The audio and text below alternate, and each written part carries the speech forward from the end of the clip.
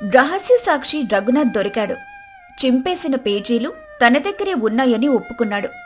రోజా, శంకర్, ప్రసాద్ల విజయం కళ్ల ముందు కనిపిస్తున్న తరుణంలో అంజన తన చివరి అత్యంత క్రూరమైన అస్త్రాన్ని ప్రయోగించింది. ఓటమిని అంగీకరించలేని ఆమె సాక్షిని, సాక్ష్యాన్ని శాశ్వతంగా భూస్థాపితం చేయడానికి తెగించింది. ఇప్పుడు జరగబోయేది కేవలం వాదోపవాదాలు కాదు, ప్రాణాలతో చెలగాటం. వ్యక్తులు కర్రలు, కత్తులతో తమ వైపే పరిగెత్తుకురావటం చూసి అందరూ ఒక్కసారిగా నిశ్చేష్టులయ్యారు. వాళ్ల కళ్లల్లోని క్రూరత్వం వాళ్ల లక్ష్యం రఘునాథ్ మాత్రమే అని స్పష్టంగా చెబుతోంది. శంకర్, రఘునాథ్ గారిని, రోజాను తీసుకుని వెంటనే కారులోకి ఎక్కు, త్వరగా, నేను వీళ్ళని చూసుకుంటాను. ప్రసాద్ తన సర్వీస్ రివాల్వర్ ని బయటకు తీశాడు. పదండి, త్వరగా పదండి. వాళ్లు ముగ్గురు కారు వైపు పరిగెత్తారు. రఘునాథ్ వయసు పైబడిన వారు కావడంతో వేగంగా పరిగెత్తలేకపోయారు. రోజా, శంకర్ ఇద్దరూ ఆయనకు చెరోవైపు ఆసరాగా నిలిచి లాక్కెళ్తున్నారు. గూండాలు వాళ్లకు అత్యంత సమీపానికొచ్చేశారు. ఒరేయ్, ముసలోడిని వదలండ్రా, వాడిని మాకు అప్పగించండి. ఆగండ్రా, ఒక్క అడుగు ముందుకేసినా కాల్చి పడేస్తాను. కాల్పుల శబ్దానికి గూండాలు ఒక్క క్షణం ఆగిపోయినా వాళ్ల లక్ష్యం స్పష్టంగా ఉంది. వాళ్లల్లో ఇద్దరు కారు వైపు దూసుకెళ్లారు. శంకర్ కష్టపడి రఘునాథ్ని, రోజాని వెనుక సీట్లో కూర్చోపెట్టి తాను డ్రైవింగ్ సీట్లో దూకాడు.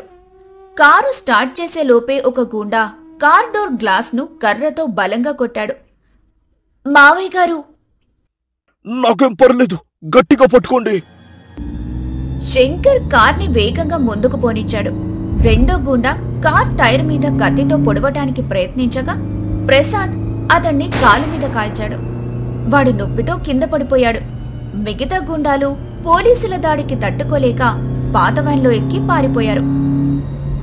శంకర్ కారు వేగంగా రోడ్డు మీద దూసుకుపోతుంది. వెనుక అద్దంలోంచి చూస్తే ఆ వ్యాన్ తమనే వెంబడిస్తున్నట్టు అనిపించింది. మావయ్య గారు, వాళ్ళు మనల్ని ఫాలో అవుతున్నారు. నాకు తెలుసు, వాళ్ళు నన్ను చంపేస్తారు సార్. ఆ అంజనమ్మ గారు నన్ను బతకనివ్వరు. భయపడకండి ప్రొఫెసర్ గారు, మేము మిమ్మల్ని కాపాడుతాం. శంకర్ ప్రసాద్ కి ఫోన్ చేసి తమను ఒక వ్యాన్ వెంబడిస్తోందని చెప్పి వాళ్ల లొకేషన్ ని షేర్ చేశాడు. అంజనా, నవ్య ఇద్దరూ టెన్షన్తో గదిలో అటు ఇటు తిరుగుతున్నారు.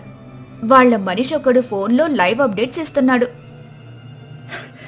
మేడం, పోలీసులు అడ్డుపడ్డారు. అది నా వాళ్ళు వాళ్ళ కారును ఫాలో అవుతున్నారు. వాడు తప్పించుకోలేడు.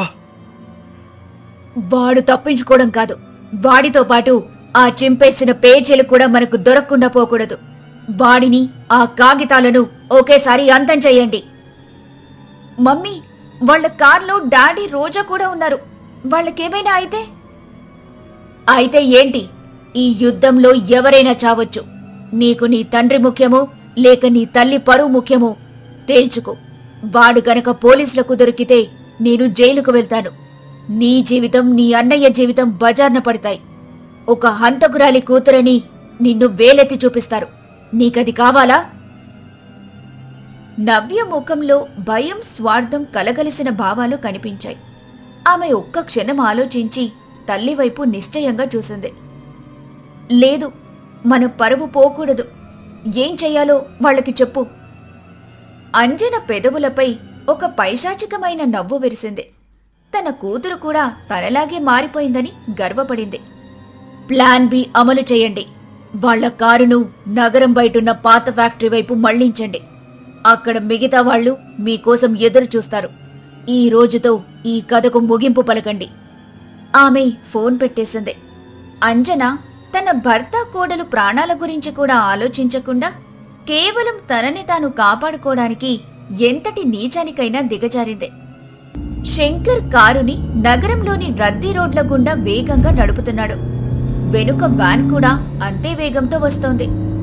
అది చాలాసార్లు వీరి కార్ని ఢీకొట్టడానికి ప్రయత్నించింది. మావయ్య గారు, వాళ్ళు మనల్ని ఏదో నిర్మానుష్య ప్రదేశానికి తీసుకెళ్లాలని చూస్తున్నట్టున్నారు. మనం పోలీస్ స్టేషన్కి వెళ్దాం. ఇప్పుడు మనం పోలీస్ స్టేషన్కు వెళ్తే వాళ్ళు దారిలోనే మన మీద దాడి చేయడానికి వెనుకాడరు. జనం మధ్యలో గొడవ చేస్తే రఘునాథ్ గారి ప్రాణాలకు మరింత ప్రమాదం. ప్రసాద్ మనల్ని ఒక సేఫ్ హౌస్ కు తీసుకువెళ్తున్నాడు. మనం అక్కడికి చేరుకోవాలి. కాని వాళ్ల దారిని అడ్డగిస్తూ వాళ్ళు శంకర్ కారు ముందు అడ్డంగా వచ్చి కారును ఆపమని సైగ చేశారు. శంకర్ కారుని ఆపకుండా వాళ్ల మీదకు పోనివ్వబోయాడు. కాని అదే సమయంలో వెనుక నుండి వ్యాన్ వచ్చి కార్ని బలంగా ఢీకొట్టింది. ఆ దెబ్బకు కారు అదుపు తప్పి పక్కనే ఉన్న డివైడర్ను ఢీకొట్టింది. ముగ్గురు షాక్లో ఉండగానే గూండాలు కారును చుట్టుముట్టారు. మర్యాదగా ముసలోడిని మాకు అప్పగించండి, లేదంటే ముగ్గురి శవాలు ఇక్కడే పడతాయి. మిమ్మల్ని వదలండ్రా.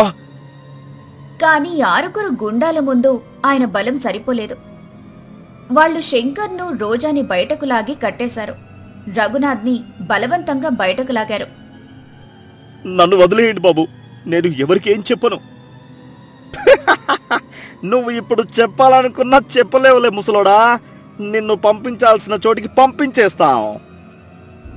వాళ్లు ముగ్గురిని తమ వ్యాన్లో ఎక్కించుకొని చేతులు కట్టేసి నగరం బయటున్న పాత పాడుబడిన ఫ్యాక్టరీ వైపు తీసుకెళ్లారు.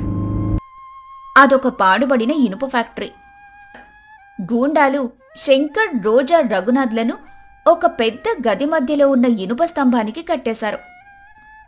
కొద్దిసేపటికి అంజనా, నవ్య ఇద్దరూ రాణుల మాదిరిగా అక్కడికి అడుగుపెట్టారు. వాళ్లను ఆ స్థితిలో చూసి అంజన ముఖంలో ఎటువంటి జాలి కనిపించలేదు. ఏవండి, ఏంటిది? నా మాట కాదని ఈ దొంగమొహం మాటలు నమ్మి బయలుదేరితే ఇలాగే ఉంటుంది. చూసారా మీ గది ఏమైపోయిందో? ఛీ, నీలాంటి రాక్షసిని భార్యగా పొందడానికి నేను ఏ పాపం చేశాను? నువ్వు మనిషివేనా? నేను మనిషిని కాదు, దేవతను. తనను తాను కాపాడుకునే దేవతను. ఏంట్రా రఘునాథ్, 25 ఏళ్ల క్రితం నా కళ్ల ముందు తోక ముడుచుకొని పారిపోయావు. ఇప్పుడు ఈ పిల్ల వెనుక చేరి హీరో అయిపోదామనొచ్చావా? నన్ను క్షమించు తల్లి, నేను నీ జోలికి రాను. నన్ను వదిలే.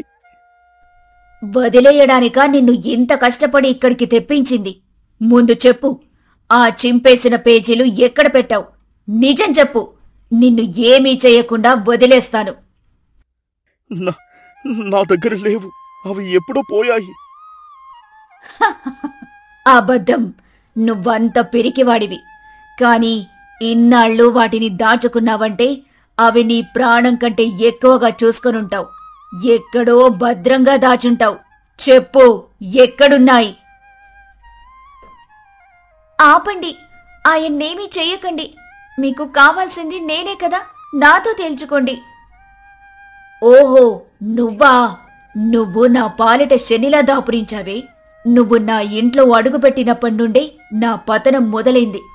నీ తెలివికి చాలా మురిసిపోతున్నావు కదూ. ఇప్పుడు చూడు నీ గతి ఏమవుతుందో. నా గతి గురించి నువ్వు ఆలోచించకత్తయ్యా. నీ గతి ఏమవుతుందో ఆలోచించుకో. పోలీసులు నిన్ను వెతుక్కుంటూ ఇక్కడికొస్తారు. ఇక నువ్వు తప్పించుకోలేవు. పోలీసులా? వాళ్ళిక్కడికొచ్చేసరికి ఇక్కడ మీ బూడిద తప్ప ఏమీ మిగలదు. చివరిసారిగా అడుగుతున్నాను రఘునాథ్, ఆ పేజీలు ఎక్కడున్నాయి చెప్పు. నేను చెప్పను, నేను చచ్చిపోయినా చెప్పను. నీ రాక్షసత్వం గురించి అందులో రాసి ఉంది. అది బయట ప్రపంచానికి తెలియాలి. అయితే నువ్వు చావడానికి సిద్ధంగా ఉన్నావన్నమాట. సరే, నీ చివరి కోరిక అదే అయితే అలాగే కానిద్దాం. కాని నువ్వు ఒంటరిగా చావవు. నీతో పాటు నీ ప్రియమైన విద్యార్థిని శారదకు న్యాయం చెయ్యాలని వచ్చిన ఈ పిల్ల, నన్ను కాదని దీని పక్కన చేరిన నా మొగుడు, ముగ్గురు కలిసి చేస్తారు. ఆమె గూండాలకు సైగ చేసింది. వాళ్ళు పెద్ద పెద్ద కిరోసిన్ డబ్బాలు తీసుకుని వచ్చి ఆ గది చుట్టూ పోయటం మొదలుపెట్టారు. అంజనా, ఏం చేస్తున్నావు? నీ భర్తను, నీ కోడల్ని కూడా చంపేస్తావా? నీకు పిచ్చి పట్టిందా? అవును, నాకు పిచ్చే పట్టింది. మీరందరూ కలిసి నన్ను పిచ్చిదాన్ని చేశారు. నేను జైలుకి వెళ్లే బదులు మీ అందరినీ నాతో పాటే నరకానికి తీసుకెళ్తాను. ఆమె చేతిలోకి ఒక అగ్గిపెట్టె తీసుకుంది. మమ్మీ, వద్దు మమ్మీ, డాడీని.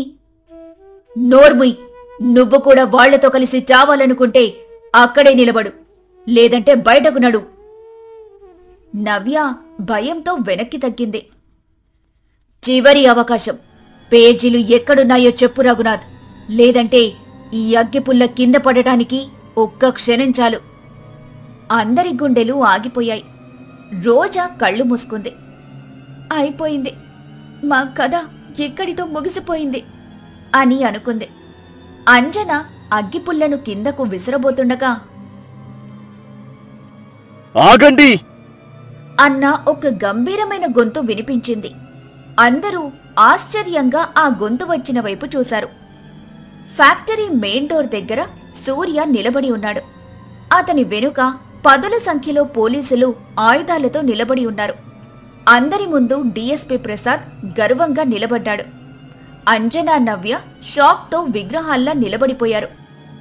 సూర్య, నువ్వెక్కడికెలా వచ్చావు? నేనే వచ్చానమ్మా.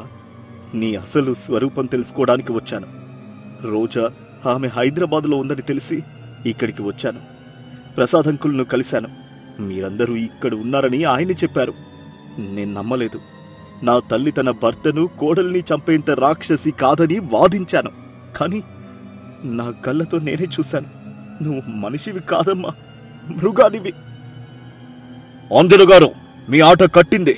మీ గూండాలందరినీ బయట అరెస్ట్ చేశాం. మర్యాదగా చేతిలోనే అగ్గిపెట్టె కింద పడేసి లొంగిపోండి. అంజన అక్కడ పరిస్థితిని చూసింది. తను పూర్తిగా ఓడిపోయింది. తన సొంత కొడుకే తన పతనానికి కారణమయ్యాడు. ఆమె పిచ్చిగా నవ్వింది. నేను ఓడిపోలేదు. నేను ఎప్పటికీ ఓడిపోను. నేను గెలవలేకపోవచ్చు, కాని మీ అందరినీ నాతో పాటే తీసుకుపోతాను అంటూ ఆమె చేతిలోని అగ్గిపుల్లను కింద కిరోసిన్ మీద విసిరేసింది. ఆ గది మొత్తం క్షణాల్లో అగ్నికీలలతో నిండిపోయింది. పొగ దట్టంగా అలుముకుంది. అమ్మా! పోలీసులు, సూర్య అందరూ లోపలికి పరిగెత్తారు. కాని మంటల వేడికి ఎవ్వరి దగ్గరికి వెళ్లలేకపోతున్నారు. అగ్నిలో కాలిపోతున్న ఫ్యాక్టరీ మంటలు, పొగ మధ్యలో రోజా, శంకర్, రఘునాథ్ ఊపిరాడక ఇబ్బంది పడుతున్నారు. బావయ్య గారు, సూర్య ఏమాత్రం ఆలోచించకుండా మంటల్లోకి దూకాడు. అతని బట్టలకు నిప్పంటుకుంది. అయినా లెక్క చేయకుండా తన తండ్రి దగ్గరికి, రోజా దగ్గరికి పరిగెత్తాడు. నాన్నగారు, రోజా, భయపడకండి, నేను వచ్చేశాను. అతను కష్టపడి వాళ్ల తాళ్లు విప్పాడు. ప్రసాద్, మిగతా పోలీసులు ఫైర్ ఎక్స్టింగ్విషర్ వాళ్లతో మంటలను ఆర్పడానికి ప్రయత్నిస్తున్నారు. మరోవైపు అంజనా, నవ్య ఇద్దరూ మంటల్లో చిక్కుకుపోయారు. వాళ్లు బయటకు వెళ్లే దారి మంటలతో మూసుకుపోయింది. మమ్మీ, నన్ను కాపాడు మమ్మీ, నాకు చావాలని లేదు. నా చేయి పట్టుకో నవ్య. కాని అప్పటికే కాలిపోతున్న ఫ్యాక్టరీ పైకప్పు నుండి ఒక పెద్ద ఇనుపదూలం విరిగి నేరుగా వాళ్ళిద్దరి మీద పడింది. ఒక భయంకరమైన అరుపుతో వాళ్ళిద్దరి కథ అక్కడితో ముగిసిపోయింది. సూర్య తన తండ్రిని, రోజాని, రఘునాథ్ను సురక్షితంగా బయటకు తీసుకుని వచ్చాడు. వాళ్లు బయటకు రాగానే ఫ్యాక్టరీ మొత్తం పెద్ద శబ్దంతో కూలిపోయింది. అందరూ ఆ కాలిపోతున్న ఫ్యాక్టరీ వైపే చూస్తున్నారు. ఒక దుష్టశకం ముగిసింది. కాని ఆ ముగింపు ఎన్నో జీవితాలను బలి తీసుకుంది.